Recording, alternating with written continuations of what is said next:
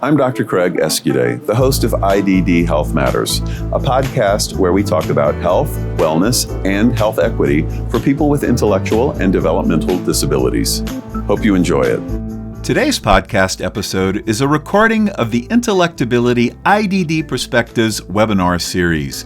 If you'd like to learn more about upcoming webinars, visit us at replacingrisk.com. Hello, everyone. Welcome back to those of you who are joining us again for another IDD Perspectives webinar, and welcome to any new people that we have on this webinar today. We're glad to have you. My name is Craig Escude. I am a family physician by training. I spent the majority of my career providing healthcare to people with intellectual and developmental disabilities. I'm a fellow of the American Academy of Family Physicians, the American Academy of Developmental Medicine, and also of the American Association on Intellectual and Developmental Disabilities. I was a medical director of a large regional center for people with severe and profound levels of intellectual and developmental disabilities and complex medical problems, but have retired from that practice and now work with Intellectability full-time as president. I am the author of the Clinical Pearls in IDD Healthcare and the curriculum in IDD Healthcare, which is an e-learning course to teach healthcare providers about how to provide good care to people with intellectual and developmental disabilities. And I also host the IDD Health Matters podcast, and I'd invite you to take a look at that on any podcast platform. I will be one of your hosts today, but our primary host and presenter today is Jonathon Crumley. So I'm going to introduce you to Jonathon and let him tell us about himself. Welcome, Jonathon. Thank you very much, Craig. Yes, my name is Jonathon Crumley. I am the Chief Operations Officer here at Intellectability and one of our person-centered thinking trainers. A little bit about me. I got into the field a little over 20 years ago in the state of Georgia. I was a support coordinator, or an IDD case manager, as many of you know it. There for many years, was vice president of operations for one of the large independent support coordination agencies there in Georgia. During that time, I worked with AAIDD as a supports intensity scale master trainer.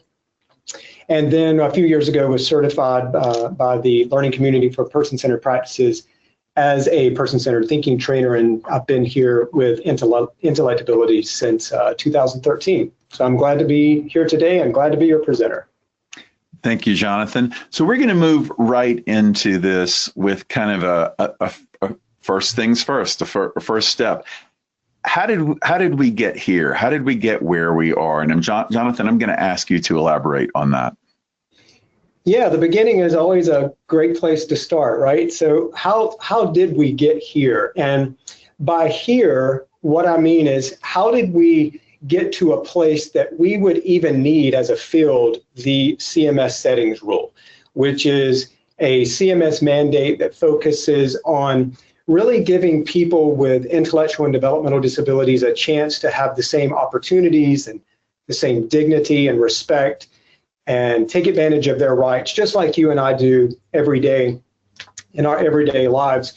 And why is seeing the person as a person kind of not the default mindset? Meaning, why do we need a settings rule that helps us better see the person as a person and support them as such? Why is seeing the person as who they are and supporting them as a person, why is that not our default mindset is really a question that you have to ask.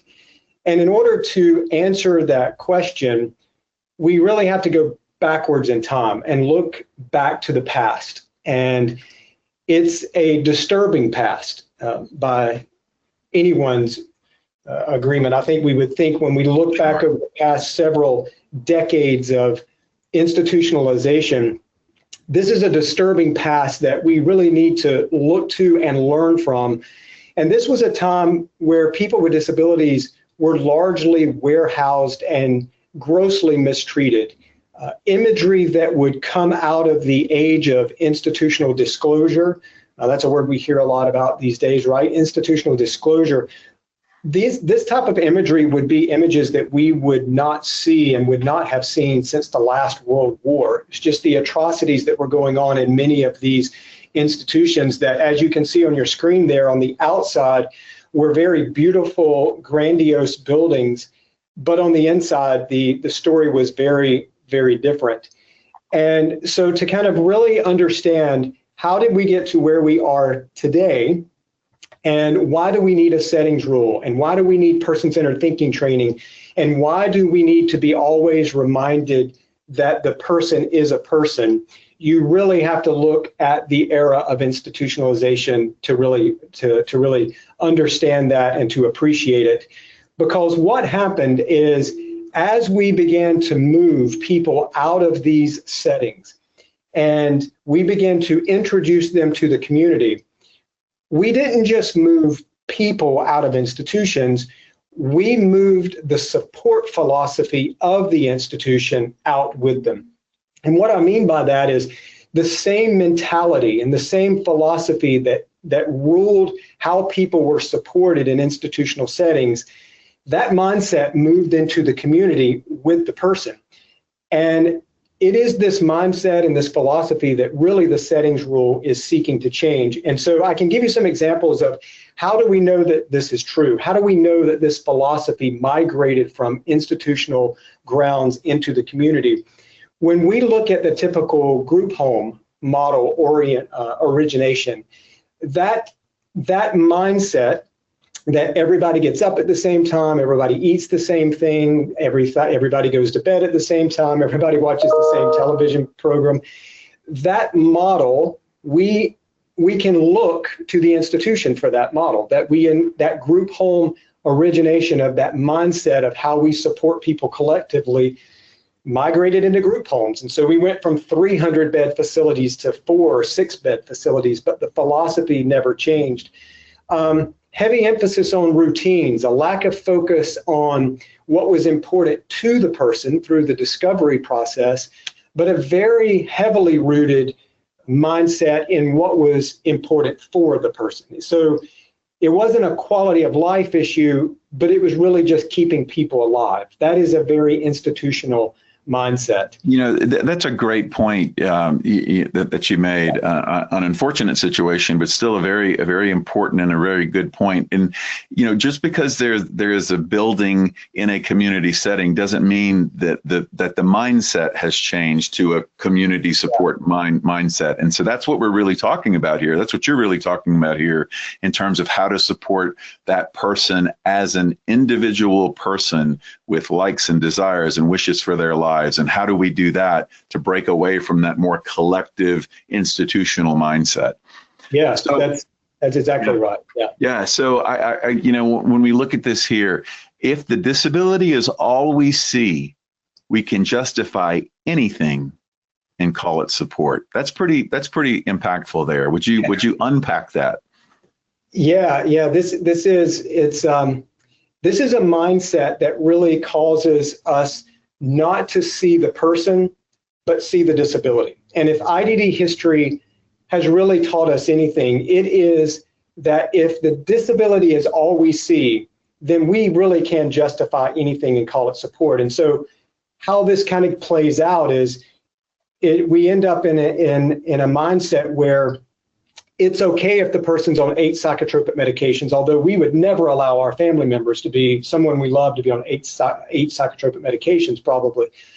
But in the mindset of many supporters, well, it's just what it takes to keep them in line, you know, or it's okay that I talk about and to the person differently than I do my family and friends and other staff. The person with IDD, they don't know the difference. Or it's okay that the person doesn't get to have the relationships they want. We got to keep them safe.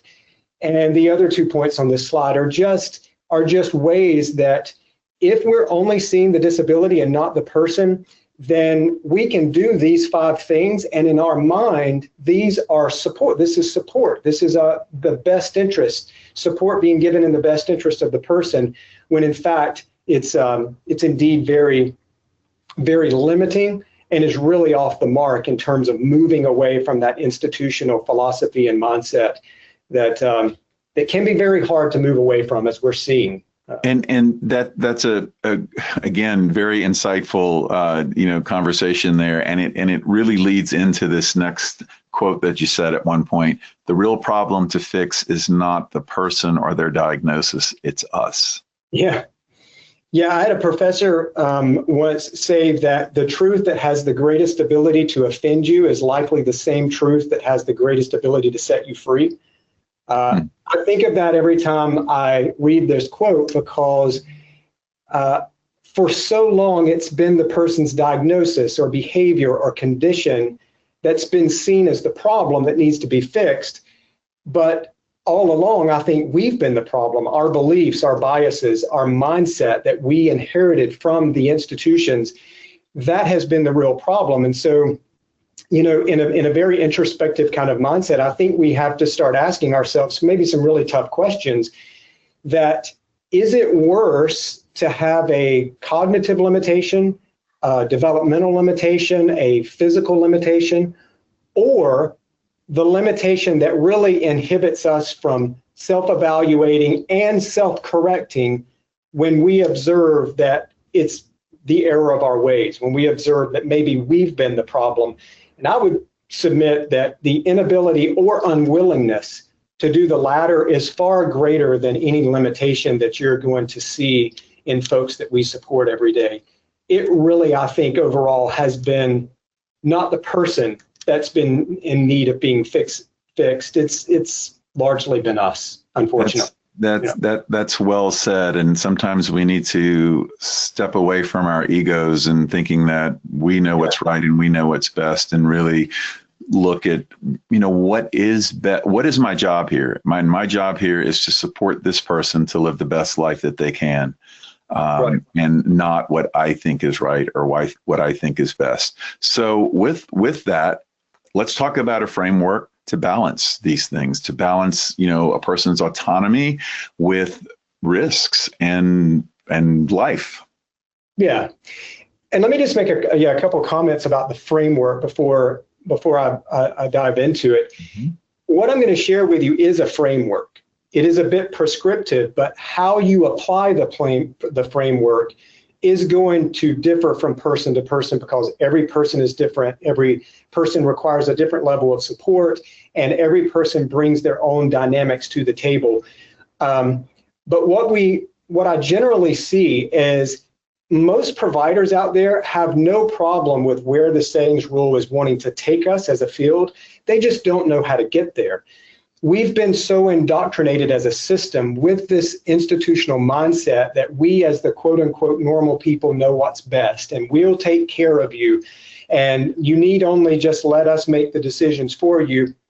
And granted, that is a safer route to play. I mean, if you're looking at protecting liability, that is the safest route to go, but it's not the route that's going to give the person the most fulfilled life. And so for the most part, I think providers, they want the person to have a life that really mirrors the life of anyone else out there. But when you start talking about, well, how do I do this? What is the practical ways that I would do it? I think that's where it really starts to kind of fall apart for folks, and rightfully so. This is not, what I'm about to share with you is not the mindset we're trained into when we come into this field.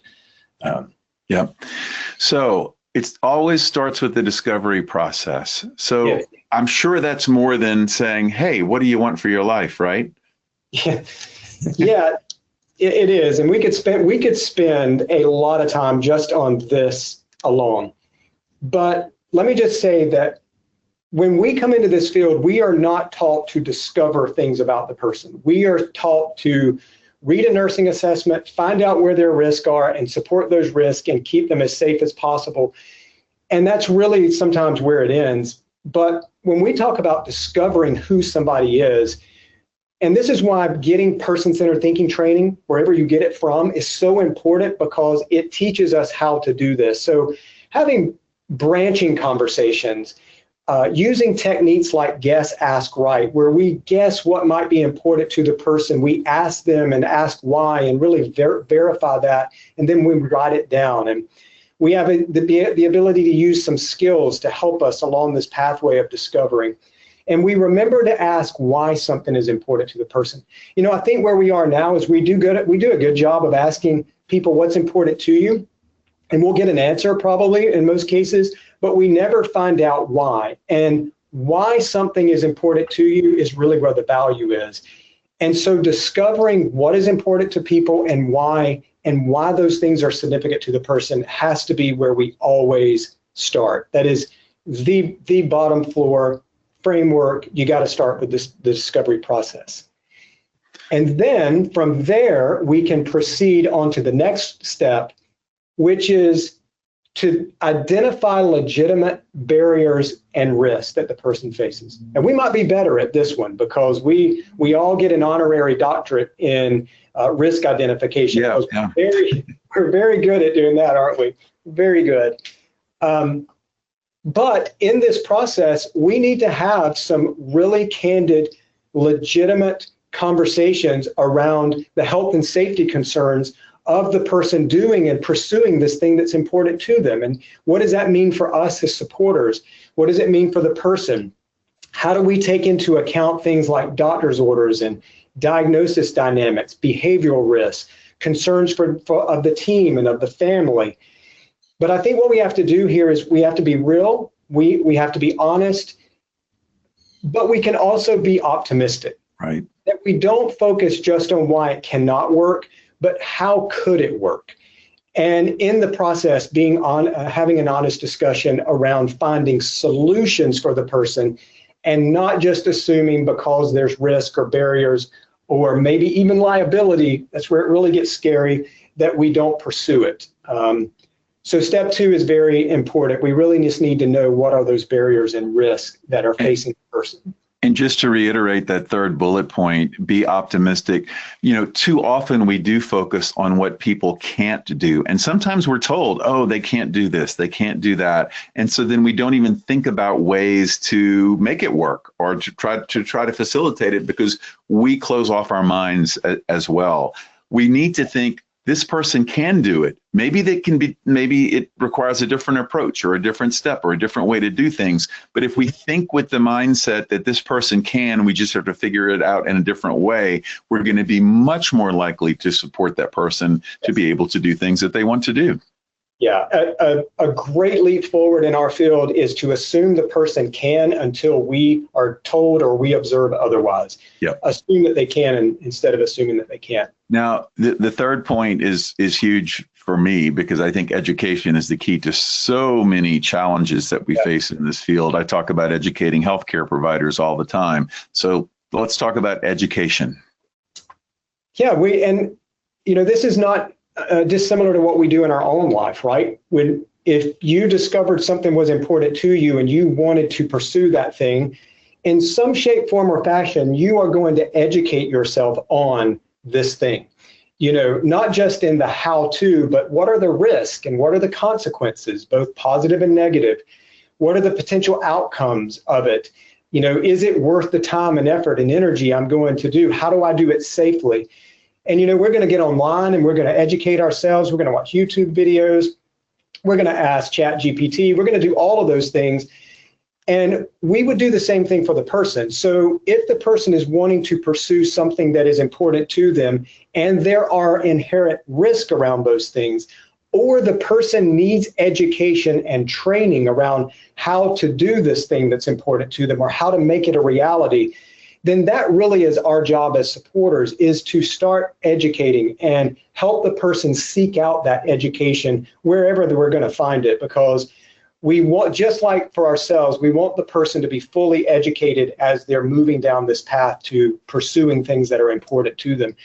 And education is just part of what definitely has to be done. And the bottom point there, contributing leads to membership. When a person, is involved in the process and learning about these things and having input, it helps them to have more ownership of it as well. And it's just good all the way around for sure. Yeah, that's right. So what's this about negotiating supports? Yeah, this is probably, for the majority of folks, is going to be a new concept. It's not, it is ensuring that they have a voice in the process, but it's more than that. We don't want to compromise people's autonomy while trying to address their supports. And a lot of times what we do is we support people in spite of people, or without the person's direct involvement. But we want to remember things like dignity of risk here, and other concepts that allow us to have the person an active contributor in this process, so that what they're controlling is what we call the W's, the who, what, when, where, and why of what they're wanting to do, but we negotiate how that's done. And I'm going to show you how this plays out in a case study in just a moment, because this one is probably a new concept and can be a little confusing to folks.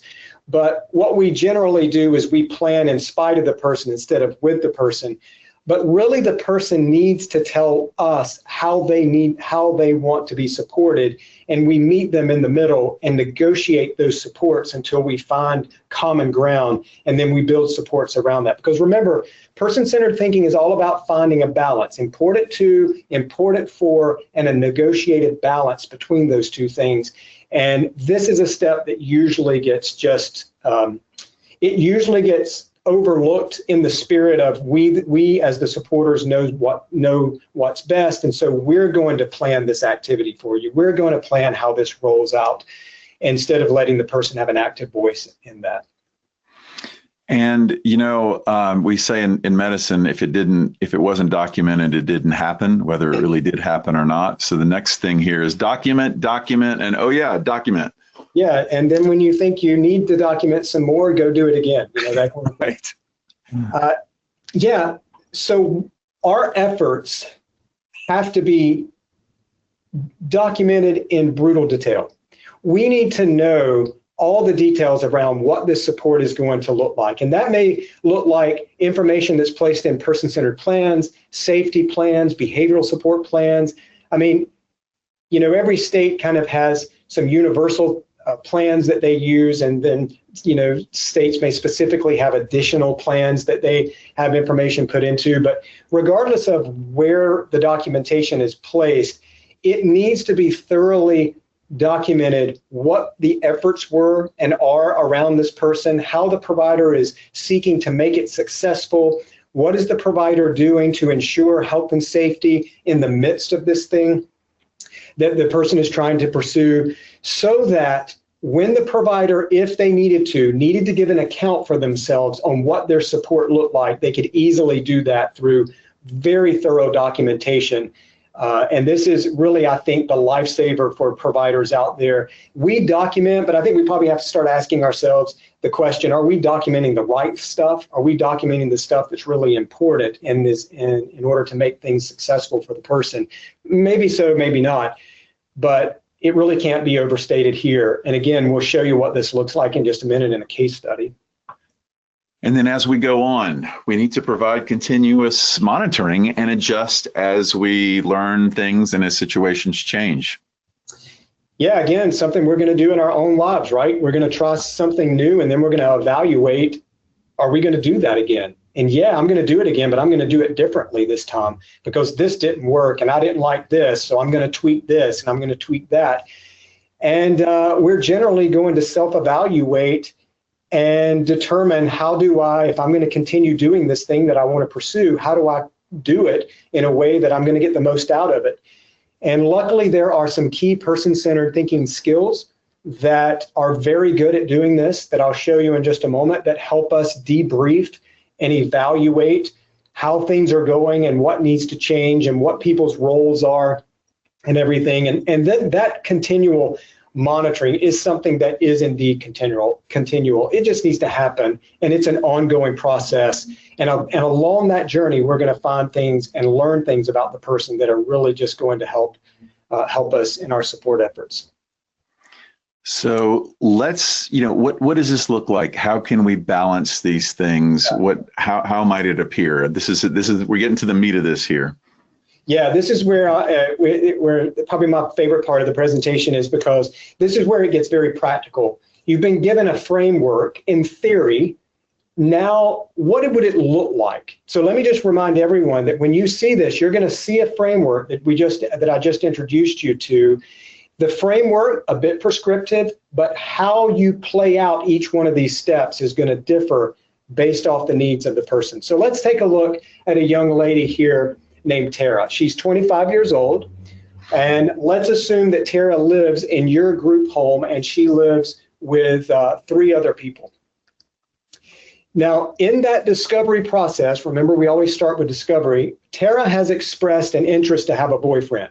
Now, let me make it clear, this is a real boyfriend. This is not a boyfriend who is someone else that has perhaps disabilities that she sees twice a year at a Valentine's Day dance and a Christmas dance. This is not what we're looking at here. We're talking about a real legitimate boyfriend. She wants to have a relationship. She has formed a bit of a relationship with a guy named Steve who works at the bowling alley. Steve does not have an intellectual or developmental disability diagnosis, is about her age, and in fact, as it turns out, has a bit of a crush on Tara. Tara wants to have Steve over to watch a movie in her bedroom with the door closed, order pizza. It's a date, folks. It is a real full-on legitimate date. And now this is typically where people start getting nervous, right? Because this is where the settings rule and settings rule expectations really start kind of hitting home. And we're like, okay, what do we do with this? How do you support this? So this is what the discovery process has revealed.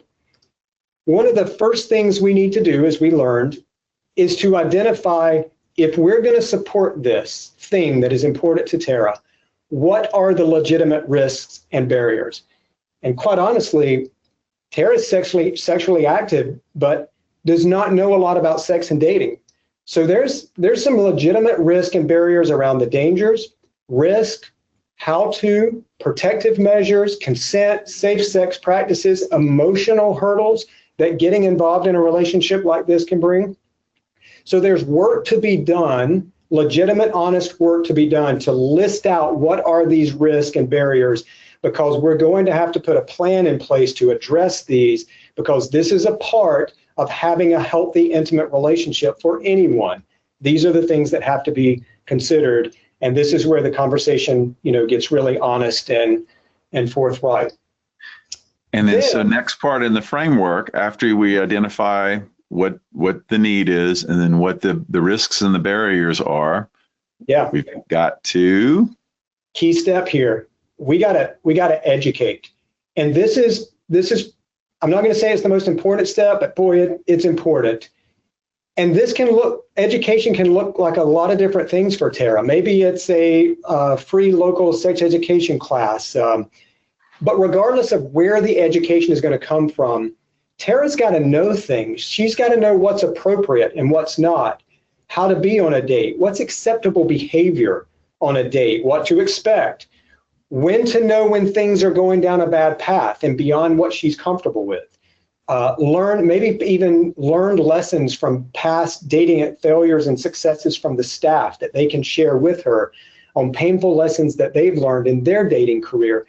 Again, regardless of where the education is going to come from, this is what it needs to focus around, because this is what Tara's got to know and got to be aware of and got to be prepared for if she's going to engage in having a relationship like she's interested in having. And those are the areas associated with the most risk with these types of activities. Yeah, that's exactly right. Yeah. So how do we negotiate supports in this situation? So this is how it played out for Tara. Again, Tara gets to help decide the who, what, when, where, and why of this date. But collaboratively, we negotiate on how is this date going to go down? How is it going to happen, right? So Tara and the staff, now note the wording here, this is a collaborative effort going on here. This is not the staff figuring it out and saying this is how it's going to go, Tara. This is Tara contributing to the process. Tara and the staff come up with an action plan so that Tara can communicate when she gets uncomfortable in the bedroom for whatever reason. So again, this could look 1,000 different ways, but what they decide for Tara is they place a bell next to her in her room. And the understanding is with Tara, if at any point you become uncomfortable or you need help, you ring the bell. We will immediately come in. No knocking on the door. No, hey, is everything okay? The bell signifies that staff are coming in because things have gone wrong. Otherwise, Tara agrees to have the staff just pop in every 40 minutes and ask if they're okay with snacks. Again, it's a covert method They don't open the door and say, hey, is everything going on, anything going on in here? That kind of thing. It's not that, but it's a covert way to do a check-in so that Tara is supported, and Tara agreed to this. She's on board with it. So Tara agrees for the staff to have a conversation with Steve prior to the date to make sure that he understands that she's not ready to be intimate yet, that this date is just for the two of them to get to know each other better. Now, let me just stop and very quickly ask a question that I know someone in the audience is asking themselves. What if Tara wants to have sex? What if that's the whole point of this date, is she wants to have sex? That would have been discovered in that first discovery step and would have immensely affected the trajectory of what the support structure looked like for Tara over these past few slides you've been looking at. But what Tara told us in the discovery process is she's not ready for sex, so this is how the support was played out. But again, that would have been discovered early on and planned for accordingly, which is why that discovery process is so important. You are pretty insightful in your questions, because I'm watching questions come through, and many of them are related to what you just spoke about, and some other things that you're going to cover. One of them was on how to negotiate support. So and hopefully we'll get to some of those specific questions. But I think these slides are helping to answer those questions. So after we negotiate these supports here, we got to document it, right? Yeah, and this is where that detailed documentation comes in. So what you just saw on the previous slide would be kind of fleshed out in grave detail in the person-centered support plan, the safety plan, whatever documentation sources are going to be used. This is where all of these steps are in detail. They are mapped out. So anyone reading this documentation could say, what else could someone do to protect someone to have a meaningful relationship than what they did? Safety measures were put in place, Plan Bs were put in place, covert check-ins were put in place, which again, all of that needs to get documented. But another reason this documentation is so important is because later on in just a minute, it's going to get reflected on. Because when the date is over and we've reflected on how it went, we need to know, what do we need to change to make it better next time? And that's where that documentation is also going to be a big resource and a huge help for us. So let's talk about, take us to the last step there. Yep, go ahead. Yeah, that ongoing support. So the dates happened, the movie's been watched, Steve's been sent home, and maybe the next day we're going to debrief on how things went. There are some key person-centered thinking skills that I'm going to show you in a bit that can help us do that. We can find out what worked from everybody's perspective, Steve, Tara, and the staff. What didn't work. We can use a communication chart, as I'm going to show you in a moment, to determine, did the bell work? Was the pop-ins every 40 minutes, was that effective? What if we feel stuck and we need some new ideas to make it better next time? We use the 4+1 questions. And then overall, we can use something called the learning log to as these dates continue, our learning continues, and we refine our approach and support Tara in a more meaningful way over time as we learn more about how to make these dates even more and more successful. Now, before we show examples of these are things that are taught in person-centered thinking training, right? That's right. Absolutely. These are actual skills and skill sets that people can learn. That's right. This is the whole mindset that is relayed in person-centered thinking, is how to view the person differently, but also equip the supporter with skills that they can use that will help them support the person on their pathway to identifying what's important to them and kind of having that play out in life. And so this slide here is an example. You can use this working, not working skill to reflect. So we get, when it comes to the date, from Tara's perspective, what worked? From staff's perspective, what worked? From Steve's perspective, what worked? What didn't work from each of these perspectives? And so anything showing up in the working column in all three perspectives are things we don't want to change because it worked for everybody, right?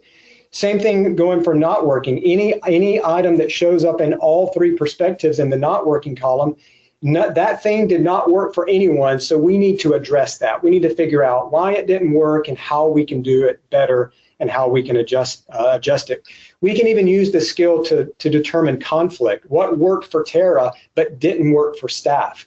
Okay, so how do we negotiate that, and how do we talk through that so that we can have things working for everyone? Now, note this next slide, the communication chart. This is a great way, and so I put in here the whole strategy using the bell.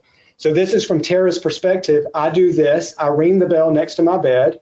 What's going on? I have Steve or anyone in my room, especially if it's a date.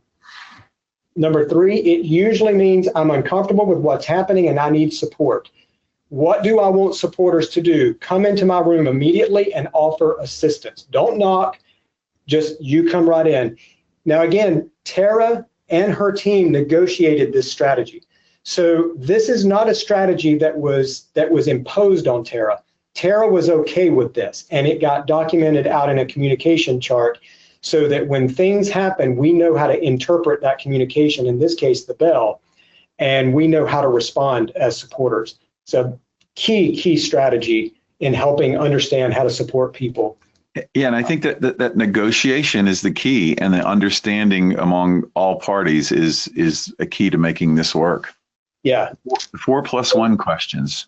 Yeah, so perhaps in this journey we feel stuck. We're trying different things and things are not working. The 4+ question skill gives us the ability to reflect. Okay, what have we tried? What have we learned? What are we pleased about? What are we concerned about? And out of all of that, what do we feel like we need to do next? This is a great way to ignite creativity, especially when you feel stuck, and is a great skill to use and could very easily be used in Tara's situation here as a way to spark new ideas on how to make these dates work and how to make sure that they are going off with no problems, and that health and safety is definitely not being left behind.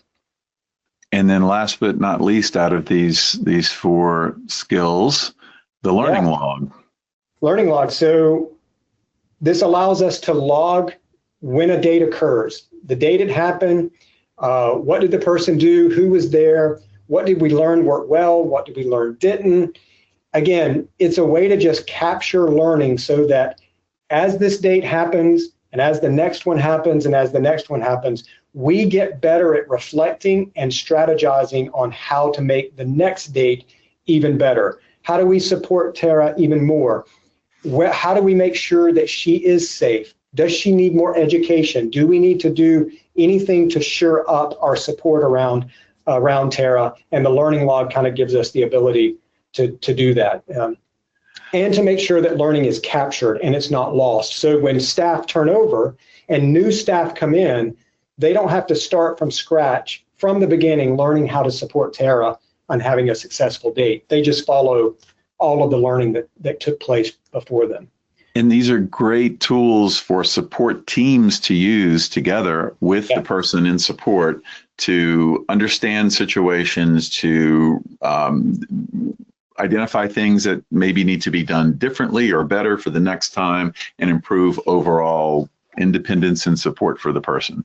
Yeah. There are other skills that we learn in person-centered thinking as well, right? How many are there total? Yeah, there's about 9 to 11 skills that you get exposed to. Some are everyday learning skills, some are discovery skills, a couple are management skills, but all are meant to help facilitate this learning process so that supporters are equipped to do what we've done here with Tara. And the pathway out of the deeply rooted institutional mindset that the systems have kind of embedded in us is strategies like this. And again, it can be uncomfortable because this is so different than how we've supported people in the past. But boy, is it so worth it. And it can be done without putting the person at risk. We don't ever want to put people at risk that they can't recover from, right? No one is asking anyone to put anybody in existential danger. It's really about how do you support and manage the balance between important 2 and important 4. And it's strategies like this that can really take us a long way down the road. So as we get into a couple of questions in the last few minutes, first we want to thank everybody for being here. And if you have an interest in person-centered thinking training for your staff, for yourself, we have many opportunities for that. You can visit us at replacingrisk.com. If you'd like some more information, there are a couple of handouts. There are the slides for today's presentation. You can download those from the handouts section of your control panel. We've got one on person-centered thinking and what it is, and also has information about sexuality in people with intellectual and developmental disabilities. We definitely want your feedback.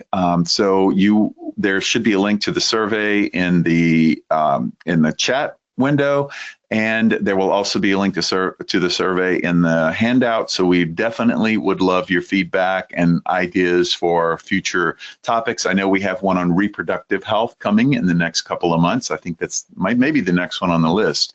And I do want to remind you about the IDD Health Matters podcast. You can scan the QR code to get to it, or just search for IDD Health Matters on any platform. Jonathon's been a guest, as well as most of the guests that we've had on IDD Perspectives, and future ones as well. I'm Dr. Craig Escudé, President of Intellectability. State developmental disability agencies, managed care organizations, and providers across the United States use Intellectability's health risk screening tool, e-learn courses, and person-centered training to improve health equity for people with IDD. Visit replacingrisk.com to learn more about how you can employ these tools with people you support. So let's get to a couple of questions here. So Jonathon, I'm going to start with a really easy one. That's a joke. What are your suggestions when the person engages in high-risk sexual behaviors like online dating, multiple partners, that may bring harm to themselves and to their supporting staff? Yeah, I'm going to be honest with you. That's a tough one. If you're supporting someone with those challenges, that's tough. It's going to take a very different path than what you've seen here with Tara. I think one of the first things that we have to do is, again, we have to start with that discovery. The person is engaging in risky behavior for a reason. Yeah. So we have to ask ourselves, why is this occurring? And can we determine that? Is there an unmet need? Is this the way the person vents frustration? And when we look at our own lives, when we're in uncomfortable situations, we're gonna cope somehow or another. And there's a lot of coping mechanisms out there that every one of us use every day. So we need to ask ourselves, is the person coping with something? And is this their out? Is this how, for whatever reason, this is how they kind of manifest a coping mechanism? But we really have to discover with why, and not just assume that, oh, this is just abhorrent behavior. We know it's risky, but I think we need to start with trying to figure out, why is this person engaging in this? And if it is an unmet need, what is that need? And is the person lonely? Are they just in such desperate need for affection and a relationship that they're willing to go to extreme measures to get it? I think that's where we have to start. Such important information. I mean, again, start with the discovery. Why is this happening? Look at the risks, identify them. Yep, it's great answer to a very difficult challenge. I'm going to bet it's an unmet need. If I had to put money on the table at the end of the day, I'm going to bet it's probably an unmet need. Yeah. Here's one more. Dignity of risk is so important. Do you have any tips for supporting staff to promote dignity of risk? A lot of staff I've interacted with have a lot of concerns about this. So they're looking for tips and tricks. Yeah. The reason people have concerns is they don't know how to support it. we have to kind of think about this in a framework that if we're ever asked to do something that we're uncomfortable doing because we don't really know how to do it, we're going to resist it.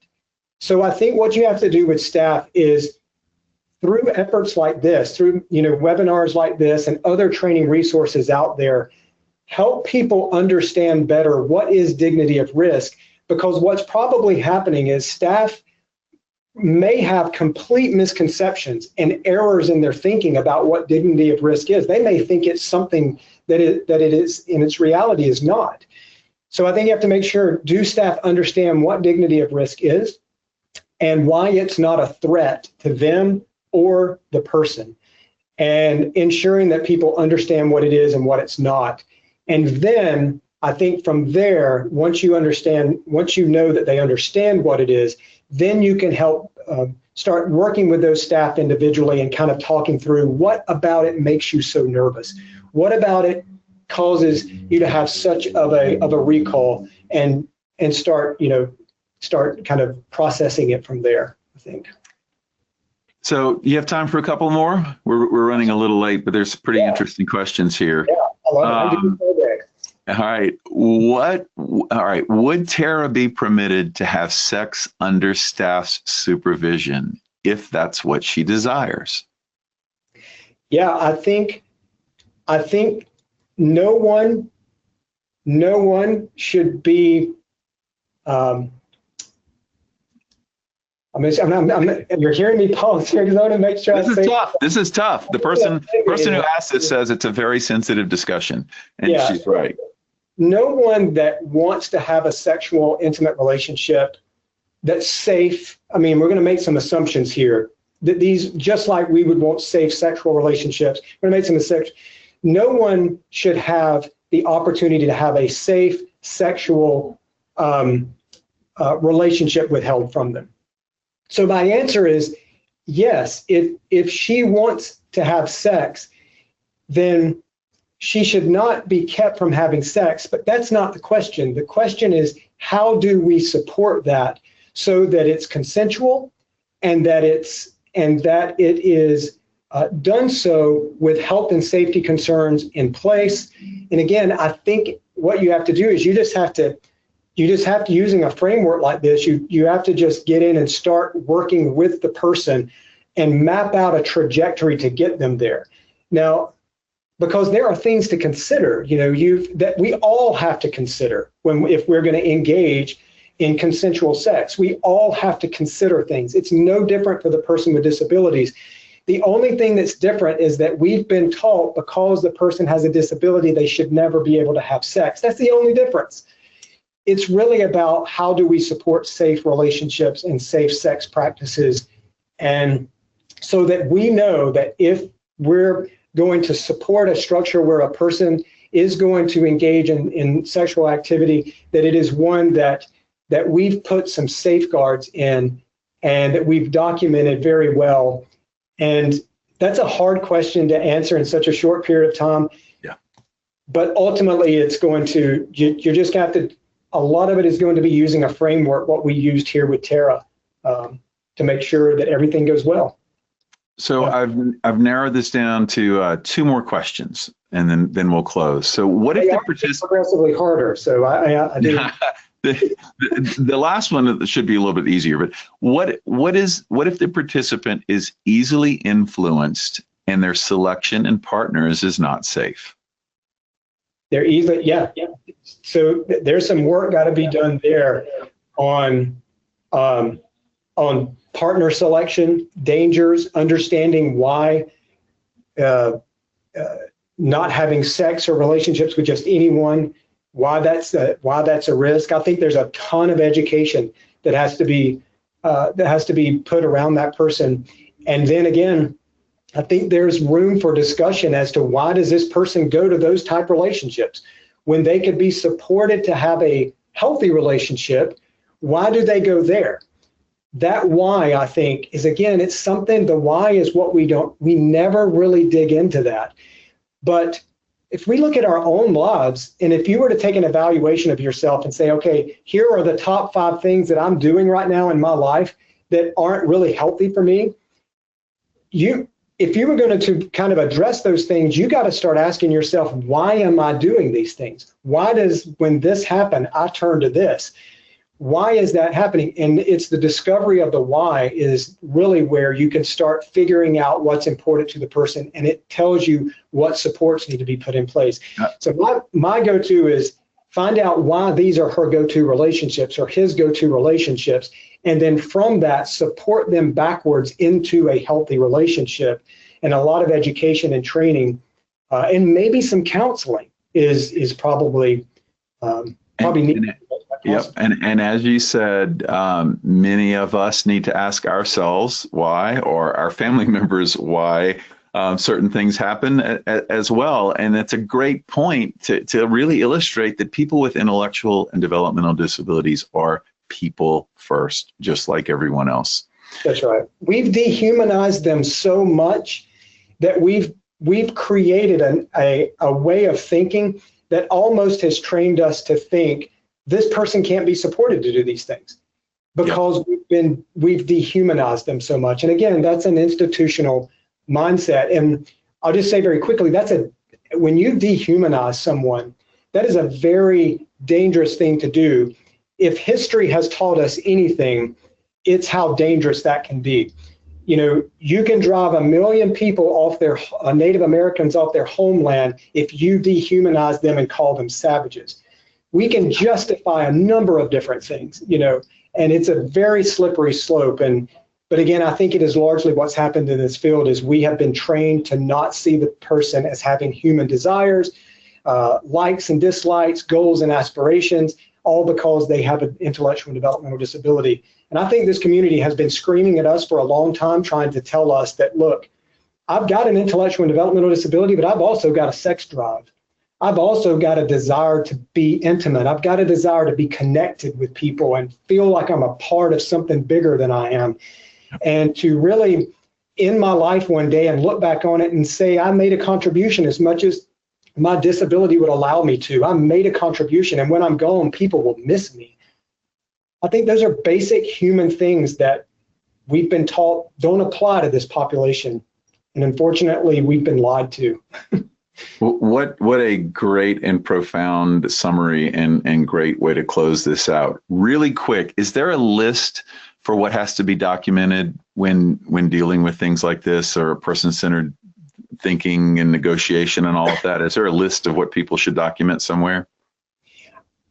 I wouldn't say a list, but I think your first go-to is your state requirements, your state waiver manuals, your state policies on what is the expectation of your particular ecosystem that you work in.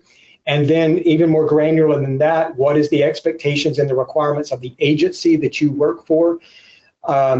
Because that list can look different from state to state, but some fundamental things that have to be a part of the documentation are what you've seen here today. And that is efforts to support health and safety, negotiated support, and identifying what's important to the person. Those are some basic key things, but making sure that you're checking all the boxes so that if something goes wrong, and let's be honest, it can, that you're not going to be, as a provider, you know, in a position of litigation or called on the carpet or under a corrective action plan. I think you're going to have to look to your specific system there to determine what do you need to have your attention on and make sure is documented in the process. Excellent advice, Jonathon. Thank you so much for sharing this information, your insights. It's clear that you're passionate about this, and I hope everyone listening benefits from this. If you'd like to learn more, again, about person-centered thinking skills and how to do this and practice it, you would be more than welcome to join some of our person-centered thinking classes. Some e-learn courses that we have. Just visit replacingrisk.com to learn more about it. And until next time, we will say goodbye and thank you for joining us today. The IDD Health Matters podcast is a production of Intellectability. Learn more about our health risk reduction tools and training for supporters of people with IDD by visiting replacingrisk.com.